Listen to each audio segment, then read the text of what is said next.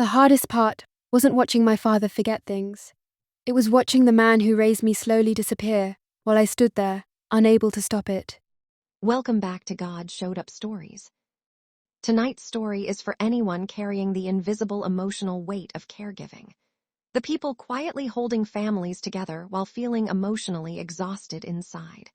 The people watching someone they love slowly change because of illness, aging, memory loss, or heartbreak. Caregiving changes people emotionally in ways most others never fully understand. Because sometimes grief begins long before goodbye. And if you've ever sat alone wondering, how much longer can I keep doing this? This story is for you.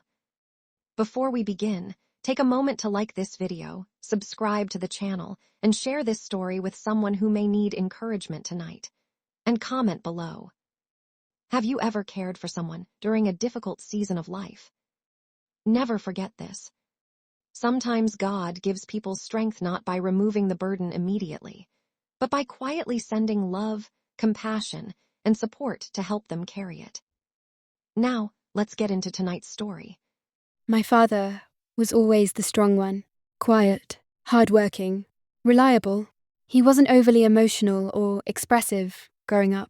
He rarely said long speeches about love, but he showed it in other ways, fixing things around the house, working overtime without complaining, making sure we always had what we needed. He was steady, the kind of man who always seemed impossible to break. That's why the first signs scared me so deeply. At first, they seemed small, forgotten appointments, repeated conversations, losing keys constantly.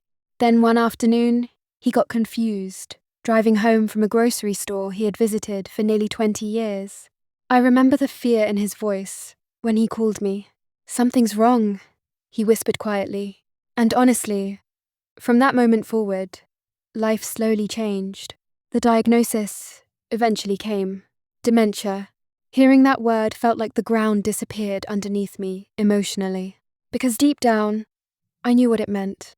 Not all at once, but slowly, piece by piece, the man who raised me would begin fading away in front of my eyes. At first, I convinced myself I could handle everything alone. I balanced work, bills, my children, doctor appointments, medications, cooking, cleaning, and every single day, I told myself, just keep going. But caregiving exhaustion is different than ordinary tiredness. It's emotional exhaustion, the kind that settles deep into your spirit. I stopped sleeping properly. I stopped resting emotionally.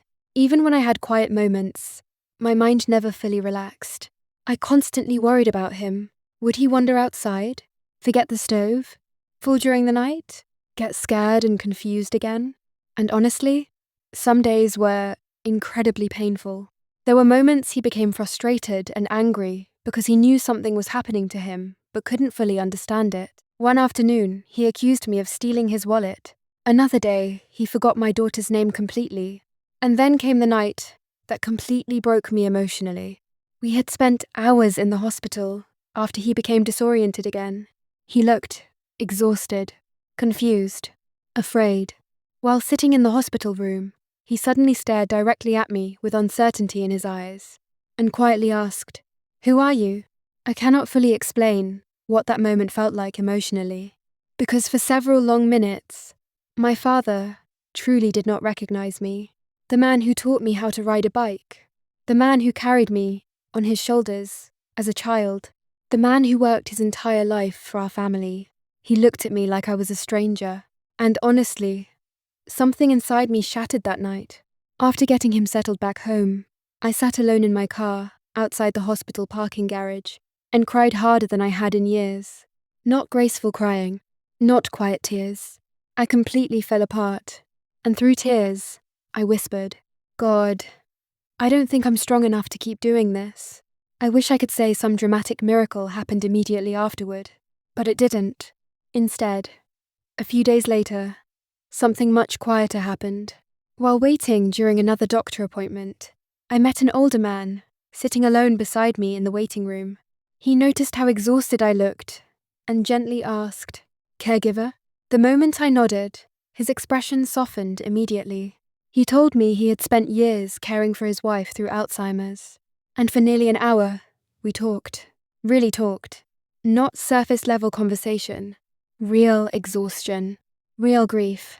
Real fear. For the first time in months, I felt understood. He told me something I still carry deeply in my heart. You're grieving someone who is still alive. That's one of the hardest griefs there is. The moment he said that, I broke down crying quietly in the waiting room, because finally, someone understood the emotional confusion I had been carrying, loving someone while slowly losing pieces of them at the same time. Before leaving, he gently said, "You don't have to carry this alone." That conversation changed something inside me emotionally, not because my father suddenly got better, but because I finally stopped pretending I could survive caregiving completely alone. Over the following months, I slowly began accepting help. Friends brought meals occasionally. My church, community group checked in more often. I joined a caregiver support group, and strangely enough, the more honest I became about my exhaustion, the less isolated I felt emotionally. Something else changed too. My relationship with my father softened, because eventually I stopped fighting so hard to hold on to who he used to be every moment. Instead, I learned to treasure the small moments still left, quiet mornings drinking coffee together, holding his hand during walks, watching old movies together, listening to him tell childhood stories he still remembered clearly. Tiny moments became priceless. One evening, while helping him into bed, he suddenly looked at me with unusual clarity and quietly said, "You've always taken good care of me." It was such a simple sentence, but honestly, I cried after leaving the room, because even through the confusion, somewhere deep inside him, love was still there. And maybe someone watching tonight needs to hear this too. If you are exhausted from caring for someone, if you feel emotionally overwhelmed, if you are grieving while still trying to stay strong every day, please remember this. You are not failing because you feel tired. And sometimes, love looks like staying present through heartbreak instead of fixing everything, because some seasons of life cannot be controlled, only carried. And one day, you may realize God didn't abandon you during the difficult season. He quietly showed up through compassion, understanding, community, and the strength to keep loving someone through the hardest moments of all. If this story touched your heart today, comment below.